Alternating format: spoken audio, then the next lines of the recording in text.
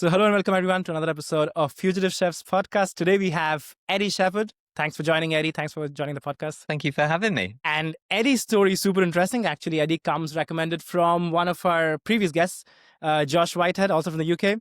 And Eddie will tell us more about his project. It's called the Walled Gardens, if I'm not wrong, right, Eddie? Yeah. And I think that name already gives off why is it walled, why is it a garden, and what's Eddie's background, right? Like for those listening who don't know Eddie, what we're going to explore over in this podcast is how did Eddie switch to the format he works right now? I would say he's one of our guests who's still maybe closely connected to, I would say, feeding diners every day, not the traditional restaurants again. But before we dive into all of that, Eddie, just tell us how did you end up in this industry after all? So from my sort of start into the world of restaurants, I was studying a philosophy degree actually, and was nowhere sort of near to the food world, but just paying my way through university, needing jobs to kind of get by. I think like a lot of people do, took a job initially as a dishwasher, fell in love a little bit with the energy of the kitchen, and got promoted when a chef left to just basic commis chef stuff. And then over the course of those few years while I was studying, it became more and more something that I was enjoying. And it's so enjoyable, the rate at which you pick up skills at that start point as well. So by the time I graduated with my degree, I really had kind of shifted my whole focus and was really excited about restaurants, food, that whole world. And so I dove into it from there. And that's about 20 years ago now. And so from what I get, you were formally educated about philosophy, but did you take any sort of education into culinary, gastronomy of sorts? No, I learned everything in restaurants and on the job, or kind of later when I would come to specialize a bit more in things and look into things like I had a job, jumping forward in time. At one point I was working as a consultant for a company that imported a lot of new culinary technology, so things like the ultrasonic homogenizers and water baths when they were kind of more a little bit newer and the prices were coming down and stuff. And for a lot of that stuff I just had to teach myself the bits of science I needed to know, or the little bits of information that you could then translate into something that chefs could use in the kitchen. Oh, that's brave, right? I mean, in these days, I don't speak to so many who have entered the way you entered, rising up the ranks and actually starting something altogether differently. So more than a fugitive chef, you're a fugitive philosopher of some sorts, because you left that field. And I mean, I would love to hear also later in the podcast, how are you using some of that? Because I think there's a lot of restaurants I know of, the one I worked at, Mugaris, for example, is a lot more philosophical than it is about. It's about food and that being their kind of statement, But did you feel at any point, did you reconsider oh, maybe I should stop this, go back to school? Or did you compare yourself to those who were entering maybe say from a formal education? Because I mean, culinary education is something which has been discussed a lot. I work in an institution right now which imparts some sort of that education. And there's always those who are for a very 4-year degree about cooking, and some of them who are yeah, you know what, it's a very practical job, so you need to learn on the job. Which school of thought do you relate to? It doesn't have to be one. I mean, what's your opinion? I think certainly earlier in my career, I definitely had those times where I felt like if I haven't come across something in a restaurant, then I'll have a knowledge gap there potentially. So if I hadn't been taught something, if we didn't have something on a menu, if I wasn't in a restaurant that was serving that style of food, maybe I felt am I missing this this background of things? But then on the other hand, the practical experience just meant I was really excited always about what I was learning in the restaurants. You learn super quickly in restaurants too. You really are thrown in the deep end.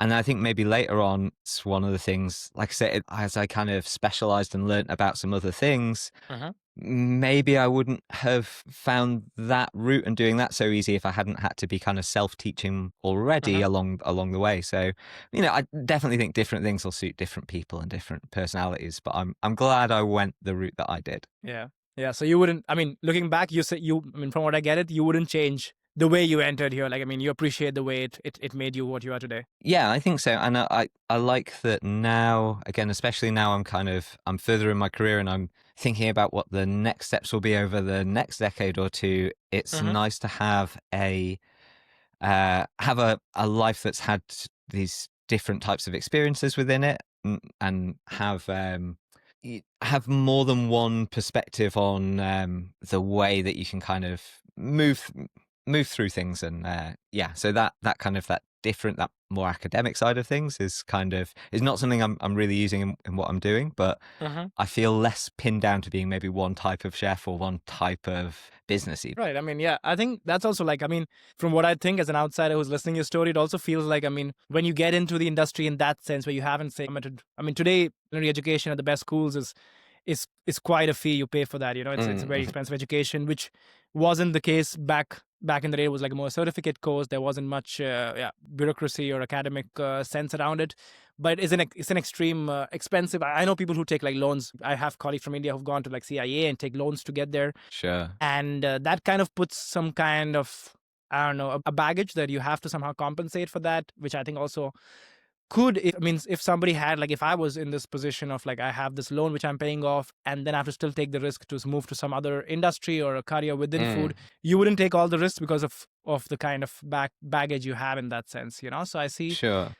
also this benefit, like just while listening to you, I was like thinking that, you know, this is a great way to enter because you test and try things that work for you and it's not really you're bound to, I don't know, a certain model that you have to live up. Yeah, yeah, definitely. That's one of the things I was thinking about today, actually, even was just how much because lots of stages of my career have been not what you would have, not the choices you would maybe expect someone to make at the time. I mean, maybe it'd help if I more fully describe what I do in a moment, but I do plant-based food, and so that's quite, 20 years ago, the idea of being plant-based as a chef was much harder for people to understand, I think. Even now it's still uncommon, but but 20 years ago it was just like I would meet chefs and they just couldn't wrap their head around it at that point often. And what I do now, where I run what I would describe as like a sort of micro restaurant or a home restaurant, cooking on my own, that's something I probably wouldn't have gotten if I hadn't had all of these different points along my career where I was doing things that were just a little bit outside of the mainstream anyway. And I kind of had this, I've had this repeated experience of things being not the normal prescribed route and yet kind of working out, maybe just through luck often. But yeah, so I feel not super tied to a career path that maybe might seem more prescribed. And for many of the people who maybe it's not culinary school which ties them to this idea of the things they should be or the kind of career they should have, but I think in our career at least, I mean, agree with me. I mean, let me know if I'm guessing this wrong, but a lot of people I meet, myself included, do get into this industry influenced by a lot of faces that we all kind of know, kind of relate with, or stories we've read, or watching No Reservations, or watching a certain cooking show. So we are influenced kind of by this celebrity culture, which is very different. And I mean, some of them aspire to be them, but some of them just like that one side of their life, which includes the real cooking, and that's why you end up in this industry. So how did you because I do not know if you had that point, as a plant-based chef who's my reference, which is why I'm pivoting into this kind of. So was there any influence on I don't know, media or known chefs on your career? Yeah, sort of. I mean, like I say, initially I was doing it whilst I was studying. So at that point, it was just about being in the kitchen. When I graduated and then I was making the decision that food and restaurants was really the career and what I wanted to follow. The thing that really captured me then and that was a big inspiration was at the time El Bulli, Ferran Adrià, what was happening there. This sense of having got a grounding in restaurants initially in cooking and then seeing this stuff that was happening where it was just pure creativity and this really artistic side of things, which is not what I was seeing in the more buzzy high street restaurants I was working in. That was the thing where I was like, oh wow, food can be this whole other thing. You could have this really this hugely creative side to it. You can explore and do something. You can kind of express yourself through it. You can explore ideas through it. All of that was that hit me and influenced me in such a big way at that time. And that really was the thing that kind of turned a corner for me in my career and how I looked at food and looked at it as a job. Yeah, that's very interesting. I mean, that's one also, like a lot of these chefs maybe in this who grew up like maybe or like grew up or were in restaurants when El Bulli was doing what it was doing, also have this feeling that it kind of made being creative or sticking out kind of accessible, because you don't have to then go for the most expensive produce or serve for and Hmm. caviar on your menu, and you can like use science or technology or techniques to your benefit to kind of stand out for different, and especially if somebody's looking at, say, plant-based, it Yeah. gives you a plethora of techniques and colors to paint that picture. But tell us about your first few restaurants, and also like focusing more on when did that focus, like when did you pivot into, say, plant-based or get interested into that kind of? So like starting with what first jobs looked like, and then when did plant-based happen? Sure. So I was already vegetarian, like as a student. So in a way, I never made this big decision. I was a vegetarian philosophy student working in these kitchens, and it kind of, by the time I graduated and it was like I decided this was the career I was going to follow, I'd already then done a few years working not in vegetarian restaurants or anything, but everywhere I worked, I think people were so desperate for competent hands in the kitchen, that if you could do a good job, ultimately no one really cared if I was vegetarian. It was a bit unusual, but it didn't matter to them. And then moving on into working in trying to pursue improving and working in other restaurants, I was up in Scotland. I worked in a few different restaurants, some like mostly kind of bistro-y type of places, before I made a jump to work in only a couple of vegetarian restaurants really in the UK at the time. So I basically kind of did the rounds of working in all of those. Uh, that happened, over a period of years, and that's when that's what sort of ultimately then led me to hitting this point, which would be quite different now. But at that point, I felt like I don't know where else to go to learn. I think now other high-end restaurants would be much more accepting about the idea of having a plant-based chef come and stage with them. But that felt a bit less accessible at that time, and now also there's just more high-end plant-based restaurants. There's like lots of really inspiring people you can go and work for. But back then I felt like, okay, I'm gonna have to, if I want to keep learning, I'm gonna have to do that off my own back. I'm gonna have to start my own projects. I'm gonna have to do my own thing a bit more, and that's sort of ultimately what led into the next stages of my career, consulting and then launching my own thing. Yeah, that's so cool. I mean, it's because there are most people start like plant based, maybe for a sustainable kind of point of view towards restaurants, or getting bored of like just doing the same with like cuts of meat and fishes. And for you, it was more like something you live by and something you believe in yourself. So it makes complete sense. But again, not the best, I think, scenario in that point to take that kind of stance. It was definitely a more difficult jump to make at that time, or more difficult to explain to people what you were doing. But I did exactly what you were saying about El Bulli and that kind of, these, all the new stuff that was happening in food. It just seemed so clear to me as well that there's all this stuff that can be applied so fantastically to plant-based food, and just plant-based food hadn't had its own little revolution. It was still quite old-fashioned mainly, it felt. So it just seemed so clear to me there was this space to do all this interesting stuff, and now lots of people are working in that area and doing super cool things. And from there, Eddie, like how about like when what you just mentioned, slightly you touched the point that how you felt that there was no stage or like platform to do what you wanted to do, and that led you to say start with consultancy is what I'm guessing. But yeah, please tell us, how did you pivot out of restaurants? Because again, most chefs, the reason this podcast exists is because I think it doesn't come natural to most chefs to say start a business, because our job is so much about being behind the curtains. So, I mean, having a business, or say having a podcast right now, or having any kind of purpose which is run by you as a brand or you as a name behind it, there's a lot of imposter syndrome. There's a lot of, I'm supposed to be cooking, I don't know the numbers, or things like that. So what was that journey like? When did that happen? Again, I think I was quite lucky in lots of ways with the timing of things that I did. And just so at quite an early stage, I like for a little bit, I wrote a blog. This is like 15 years ago or something, when blogs were a thing still, really. And because I wanted to try recipes and dishes and things that I couldn't do in restaurants I was working in at the time, work on stuff, write it up, post it on this blog, and then that kind of led to in the end, I did a couple of like digital books, like ebooks.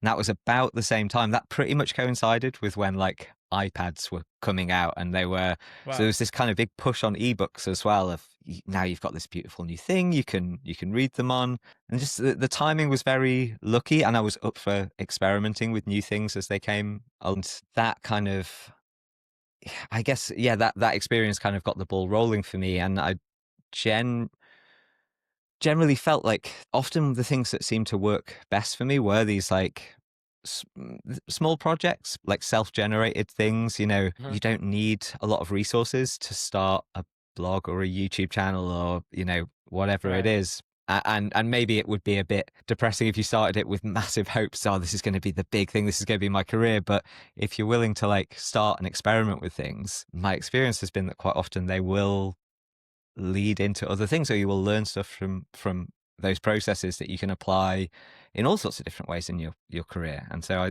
I think I've been lucky with the timing, and enjoyed doing these kinds of projects, and you know seeing what comes from them. And it's very interesting what you said, like kind of like not having some sort of expectations from your these first works, because that definitely puts a lot of lot of pressure on these sort of projects. And I'm curious about like I'm actually asking for my own personal things. Like for example, for the podcast that I'm running right now, it's been a lot of. I think you want your product to look like the best version of it possible, and you compare yourself with the standards of people who are like spending money on a lot of resources or getting sponsored by big brands.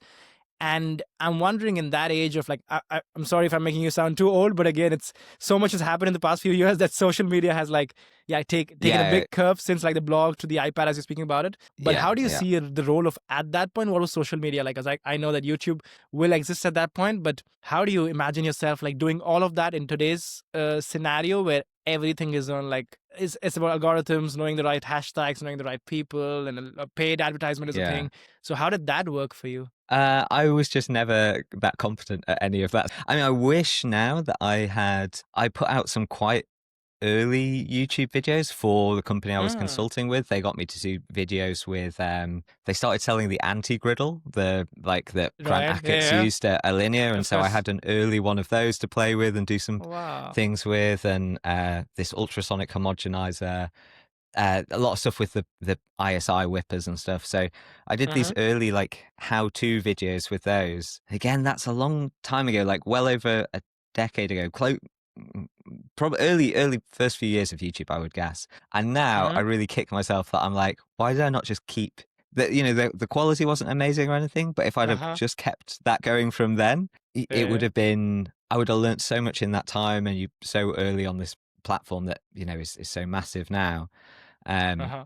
but yeah, I don't know. I find it, one thing I do think is that because my fundamental, my job is my small restaurant and cooking for people and the tasting menu. And Mm-hmm. that's how I make my income. And that's me as a professional chef. So anything else I do, I feel like I do want it to look as good as possible. I do want the quality to be as Mm-hmm. high as possible. I want like a YouTube video to look good and work well. But it is kind of freeing to know that still doesn't kind of totally matter. The most important thing to me still is cooking and the food that goes out in front of guests.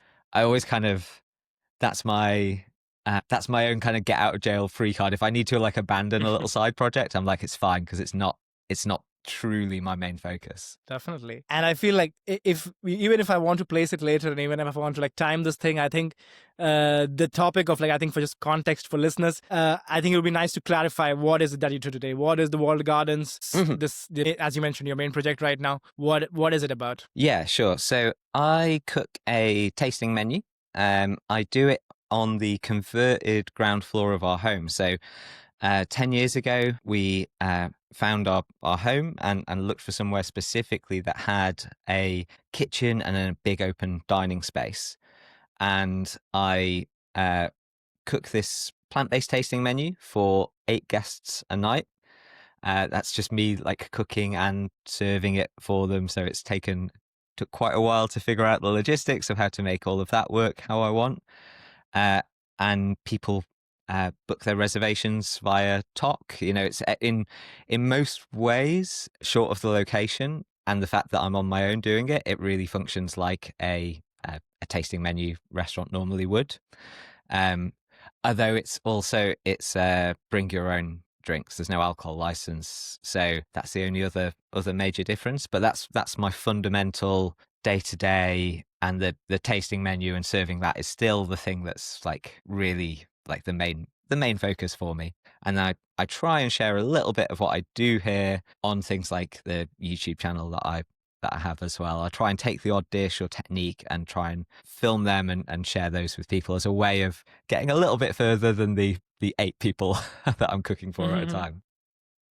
No, definitely. And I mean, I've seen some of your content on like Instagram and YouTube, and it looks like super inspirational. I think it also makes sense coming from you because it's coming from somebody who's doing things on a smaller scale, has kind of the resources to be able to like stay honest to the project. And I think it could be very coming if it comes the same thing comes from a very like high celebrity 3-star Michelin restaurant. It feels like even if it's simple, it does feel like what they can do it because they have the resources for it.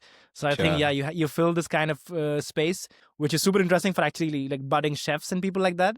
But Eddie, when you think about yourself, like coming from somebody who started in restaurants, grew up the ranks, ended up switching this academic life to a profession in the kitchen, and today where you are, what has been like things that you feel you have lost or gained from this pivot of not working in, say, traditional restaurants and the traditional way of a kitchen career? Sure. I mean, one of the things that I do miss still, because it's one of the things I think most people that worked in restaurants love is the buzz of a busy service and how close you get with the people you work with, how quickly you become so strongly bonded.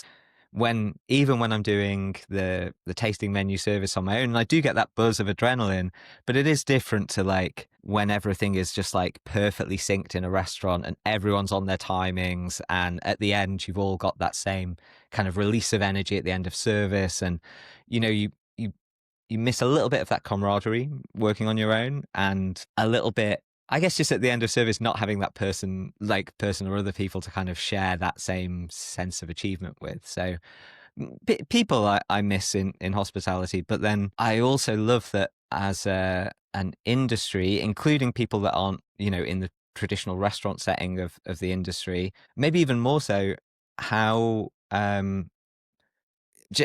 great and how supportive I find people being. There's so many friends and acquaintances I have, including people like Josh that we spoke about earlier. It's great hearing you chat to Johnny on here as well. And I feel like people like that, the attitude is so often that they are very open to reaching out to each other and being supportive. And it's this kind of disparate band of people doing slightly unusual projects are very very sort of positive towards each other. So you still get a different type of camaraderie, maybe. Mm-hmm.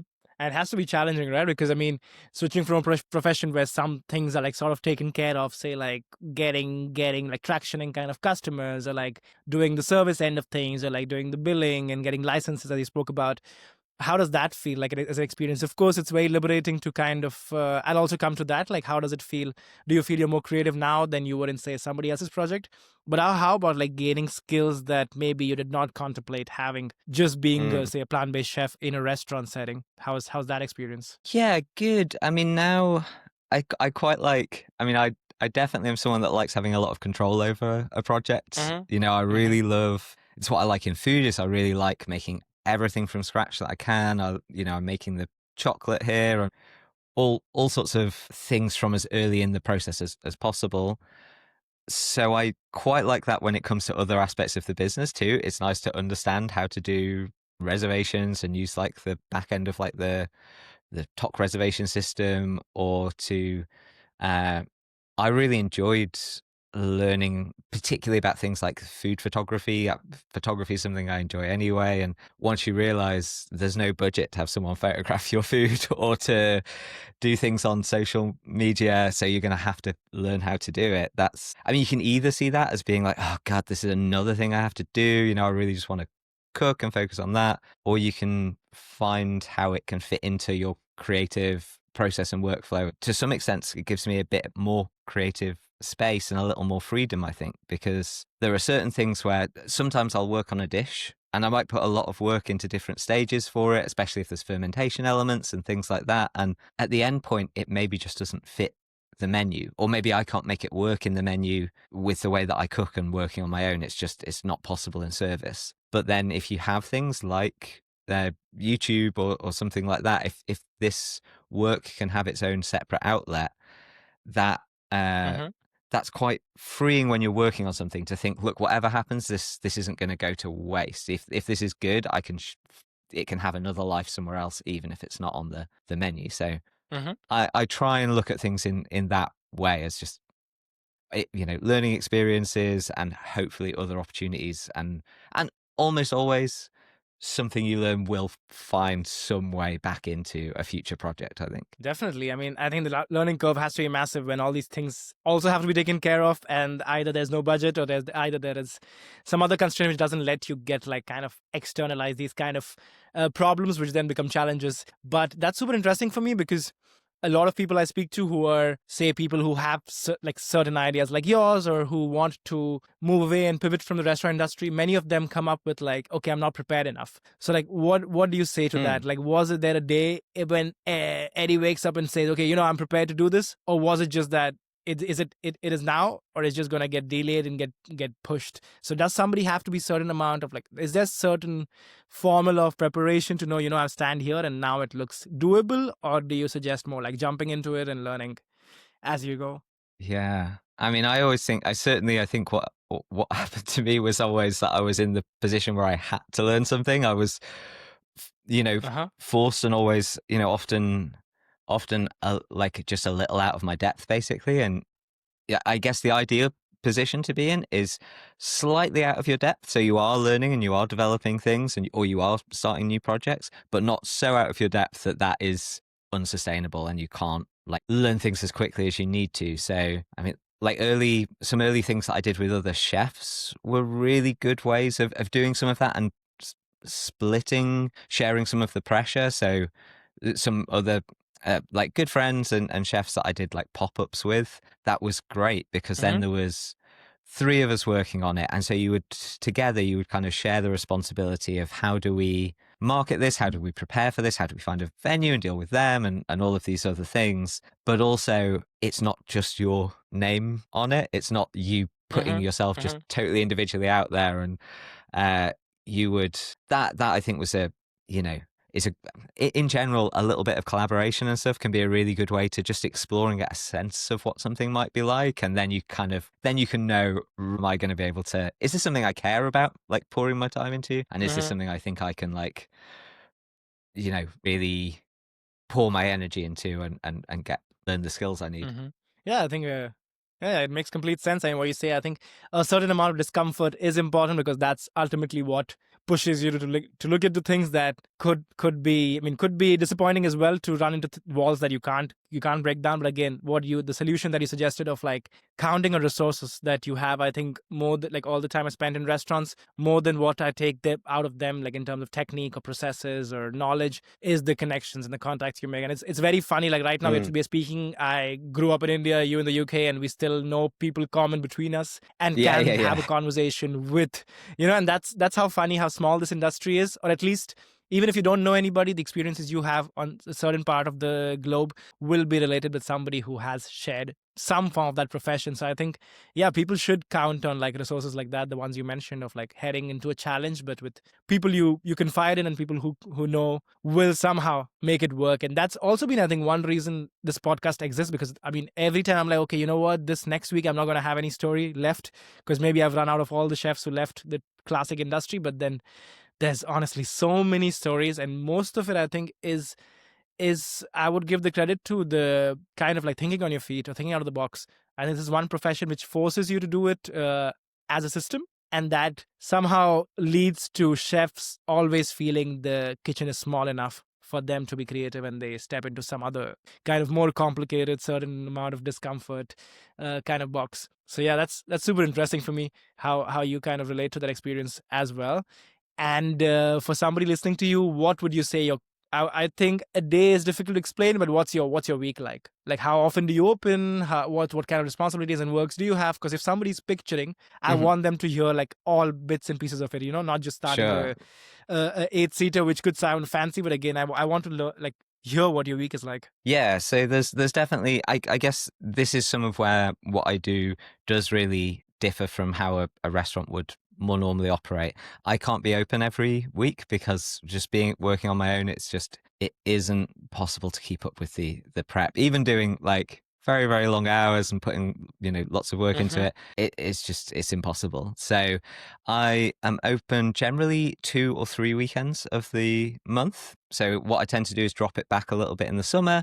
So at the minute it'll be 2 weekends of the month. I'm doing the tasting menu Thursday, Friday, Saturday, Sunday, and then in the winter I will up that to 3 weekends. And then also in the spring and the summer, I use a lot of wild food ingredients on the menu. So I'm out foraging and picking ingredients and preserving them. I use distilling and things like that as well as ways of preserving those flavors. So I do a lot of vacuum distillation with got a rotovap here Mm-hmm. to do a lot of low temperature distillation and capture flavors in that way.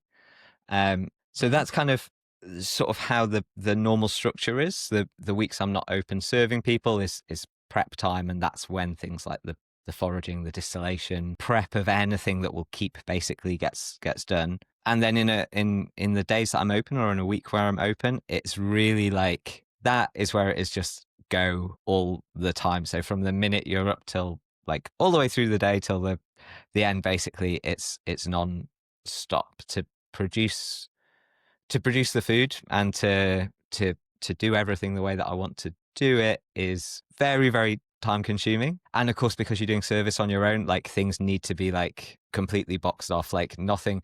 If you're on your own, something you can't fix anything in service. If something goes wrong, if you've not got something, Exactly. like that's it.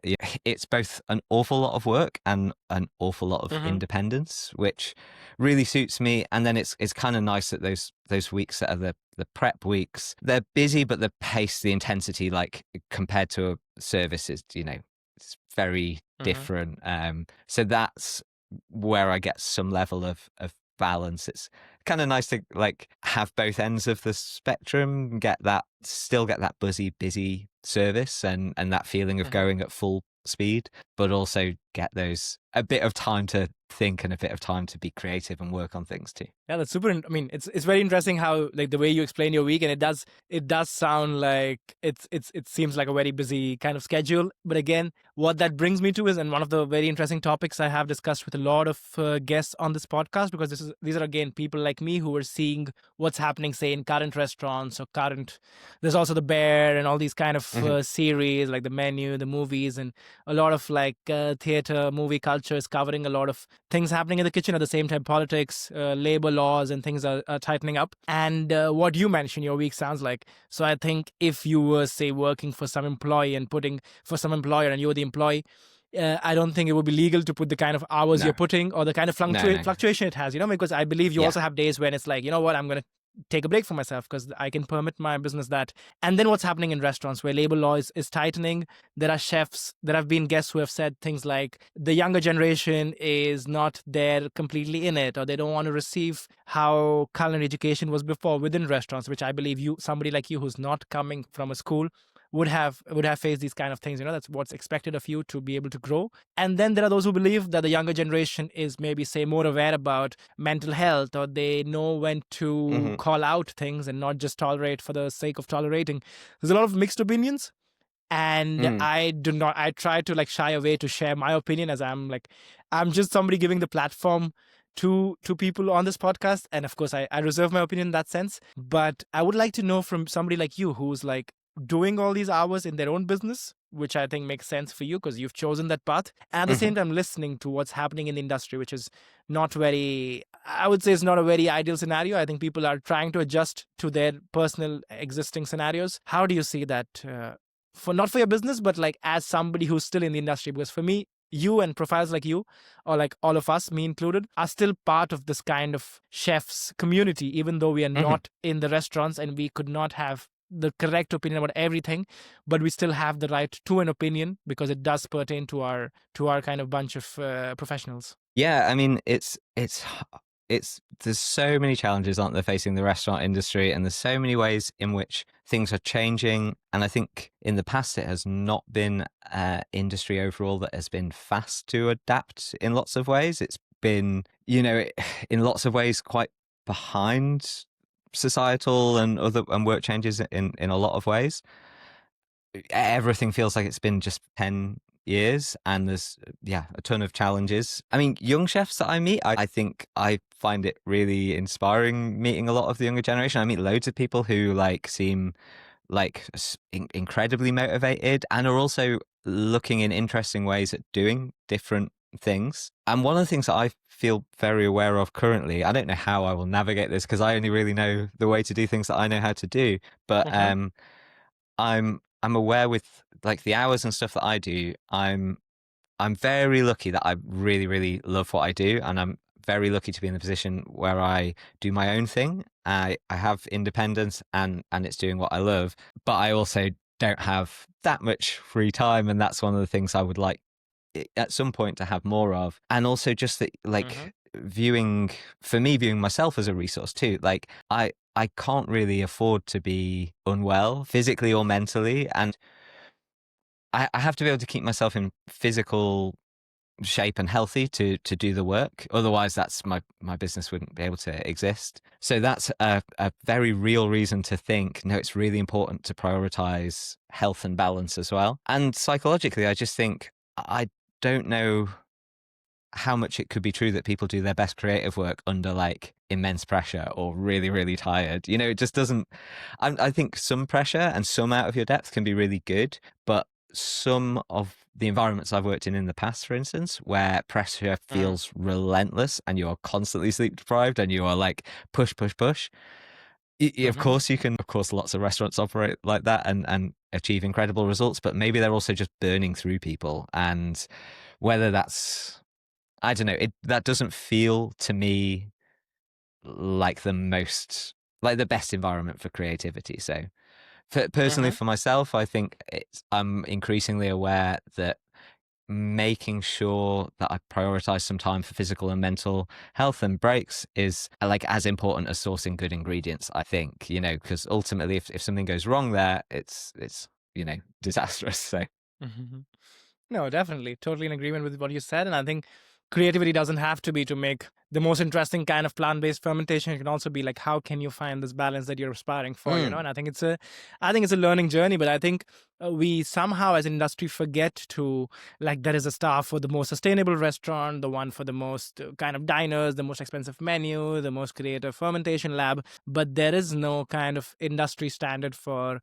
kind of recognizing places that make the atmosphere livable, or people to have a balanced kind of routine. I mean, there are restaurants I know, like people are switching into like a 3-day work week or a 4-day work week, but still it happens to be like you're doing the 40 hours in 3 days and doing like around 13 hours a day, which also I think is not completely correct, because the other 4 days, what quality of life are you going to have after the 3 days of intense work? So I think it's a challenging industry also, coming out of like still sort of like there are many restaurants in the industry itself still coming out of what happened in COVID or the kind of economic imbalances right now, and like produce misplacements, kind of shortage of ingredients in many sectors. So I think it's a challenge to live with, and I think everybody's kind of creating that formula around it. I think some of it's about communication too, because I think you're right. There's a ton of challenges. Ingredients are more expensive. That makes it hard to, for maybe a restaurant that's pushed on every aspect, like who maybe want to really prioritize the work-life balance of their staff and things. But if that will make the food more expensive, and how you communicate that to guests and to the rest of society, how you make society value hospitality staff, which in the UK it's not necessarily as a career valued in the same way that it is in other countries within Europe and stuff. And so people how we as an industry sort of shift the culture and have people think, yeah, I'm willing to pay a bit more for this food because I know these people are rested and happy and have like, Right. a better quality of life. That's a really difficult big shift. No one's doing that on their own, but we have seen that shift happen, or at least a lot of progress be made on it with things like sustainability and like the green Mm-hmm. stars and different sustainability awards. So like you were saying, it would be great to see those things clearly make a difference, even when Mm-hmm. they're not perfect. It would be great to see that sort of happen and help shift the culture a little bit in terms of like what do we want life in hospitality to look like for people in the future? Sure, there's positive change we can still make. Mm-hmm. No, legit. I think there's a lot of part of this is, I mean, by recognition, a lot of this comes from like kind of the right education. We had the other day, Jack from Mad Academy speaking about how chefs, most of them don't know how Mm, to read a P&L statement or how to measure carbon footprint and things like this. And I feel a lot of educational institutes which still impart education in that sense, or I know restaurants who have like educational programs during the weekend, or they kind of trying to keep their staff within. There are restaurants I've worked which they have like a continued education for their own staff, and they could teach these things where you start putting more things into perspective and not just I want to be sustainable and I'm going to put like 6 hours more to use the leftover from the almond milk to make an ice cream out of it, but at yeah. what cost? Is it sustainable to do all of that and create this great creative recipe but at the cost of working 8 extra hours?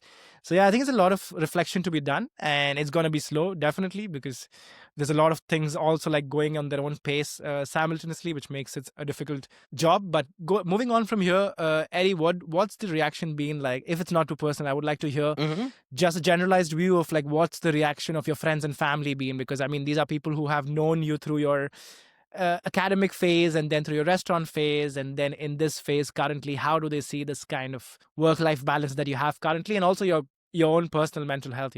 Yeah, I remember when I first sort of moved like full time into restaurants. I remember my mum being like, are you sure this is what you want to do? Do you really know what this is going to entail?" Um, and Mm-hmm. she was not incorrect. Like, it's a lifestyle and a career direction and stuff that has certainly been challenging in lots of ways. I think now, I mean, so it's about 10 years ago that I started the walled gardens and my tasting menu project, little micro restaurant here. And that sort of, that wasn't immediately full time. It's been full time for the last sort of like 6 years or so, I would say. Um, but my wife actually, so we were recently married. Mm-hmm. She said that I have to get used to calling her my wife now. Of course. She she was saying how like this is her favorite thing that I've ever done, because even when I'm doing the long hours now, I'm here. It's not like you come back and you arrive home at 1 in the morning and you're out again Mm-hmm. first thing in the morning while it's still dark and stuff. And you know, those hours are very draining, but also it's where you're doing those hours, what kind of pressure you're doing those hours under and stuff. That makes a huge difference too. It's like I worked in kitchens, as I'm sure lots of people have, where you're in a basement and there's no natural light. Yeah. So you do 16 hours in a basement with no light versus like even if you do those same hours or maybe even more, but you're in your own space, you're listening to your Mm-hmm. own music, you're organizing your own time within that is totally different in terms of what it takes out of you. It's like night and day. Mm-hmm. um so that was a real sort of revelation to me as well, that it's not just the hours. It's very much like pouring yourself into your own project as Mm-hmm. well is very different to doing all of that for someone else too. And yeah, stress, I think, more than hours is the thing that I really like keep an eye on. Yeah, no, I mean, and it's as you mentioned, it's at your terms, at your conditions, and I think that's as you said, it's not the ideal scenario, and you're envisioning a better balance for yourself in the future. But again, it's still a much better model than the one you were in, I guess. And Hmm. also, I think one thing I also noticed from the way you speak about this experience is also like something that happens for good or bad in the restaurants. You kind of get used to so much of, I don't know, for lots of words, let's call it abuse, that you kind of normalize things or like start appreciating things which are just the usual 8-hour work or 8-hour working a day or a 40-hour work week should be the normal, but the restaurants are celebrated because they're used to like 60 hours. So I think this is it's a good because it makes you kind of very resilient. You can like stand anything, but again it makes you like kind of not see the bigger picture where how much of road is still left to be covered. And I mean, it's nice to hear you, and I think it's maybe the connection you have with other industry peers who've taken paths like yours, that you still know there is a light at the end of the tunnel, and your project. I mean, listening the concept, it sounds super interesting, and also knowing that just not that it's just like a I don't know, as you said, a tasting menu experience, but it's somebody, there's a one individual behind it, putting all this effort to say forage, designing all these things, kind of also tutoring people through it and creating an example. I think there's a lot more layers to it. And to wrap this up, I would like to hear from you. What's your plans with like walled gardens or any personal projects that you would like to share or you can share about? Like, what's the next few things you aspire for your projects? Sure. I mean, I always feel with what I'm doing here, like I say, the tasting menu is always the priority, and I'm always also thinking I would love to just keep improving it, and there are little things I have in the works to improve it. I have some really nice new place settings I'm excited about that a really talented woodworker recently made for me. But I am also thinking, like exactly what you just said, like one of the real skills and things that I don't know if we should call it a skill because it's negative as well, but one of the things you get out of working in restaurants is the ability to really push and to push through things and to be like, I will work as hard as I need to get a certain thing done. And I am aware more and more these days that you also need to keep a little bit of an eye on that because you can push yourself to burn out like by doing that. And so what I really want to do over the next 10 years and how I think I will get the food to continue to get better is to find how I get more balance, and I don't let myself burn out. I really want to think about like longevity because I love what I do so much and I want to keep the quality there. And I think that's what I want to next be figuring out is like how then do I mean, maybe it's even just a case of prices have to go up so I can drop one service a month or something just to have that extra little bit of free time. But if that's what it takes to make things as good as they can be and to keep them as good as they can be and to stay creative, then that's kind of what I want to think about. Oh yeah, I mean, and that's the beauty of having your own model, because you can like test and try out and play things. Yeah. Because in the end, you're gonna. I mean, if it reaps benefits, you're gonna reap it. If it causes problems, you're gonna face them. So I think that's a beautiful model. And like based on this, Eddie, any last thoughts? Anything you would like to share with people? Just to set the stage for you, it's people who are listening who have, I don't know, they're people, I mean, most of the people who write to me on, say, Instagram or through email are people who are listening to these podcasts because they feel they have an idea. I think the most people I've spoken to are not like they have no idea. They just want to escape the restaurant. That's not the ideal listener. The most amount of listeners I know are people who have an idea. They just don't have the push, So think of yourself like 10 years back when you thought, I could put my name on a menu. So people like that, what would we like to share with them? Honestly, I think the biggest thing that you need to do is just start with a project. I think in coming from a restaurant background, we want things always to be like perfect, that the standards you set for yourself are so high. But with something that's new, I think you have to be willing to start and tell yourself you're going to get it really good, but you need to get started first. Like it's so easy to put something off. And you learn so much by doing something. You can't plan all of the error out of a new project. You have to start something and then be able to like troubleshoot it and work on it and make it better. But that I think at every stage of my career has been the thing for me is like taking that jump and just starting something, even if it's not good straight away, is the way to go. And that's what I had with the YouTube channel that I have, which now is kind of nice that even that gives me a little bit of income as well on the side from everything else that I do. So people should go and watch my YouTube channel too if they're interested in food and drink and stuff too.